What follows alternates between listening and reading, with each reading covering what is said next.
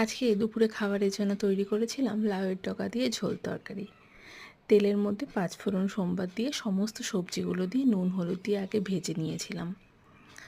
সবজির মধ্যে ছিল আলু, বেগুন, পটল, মিষ্টি কুমড়ো, গাজর, সমস্ত কিছু দিয়ে ভালো মতন ভাজা হয়ে যাওয়ার পর শাকগুলো আর যে ডগাগুলো ছিল সেগুলো কেটে ধুয়ে ভালো মতন ভেজে নিলাম।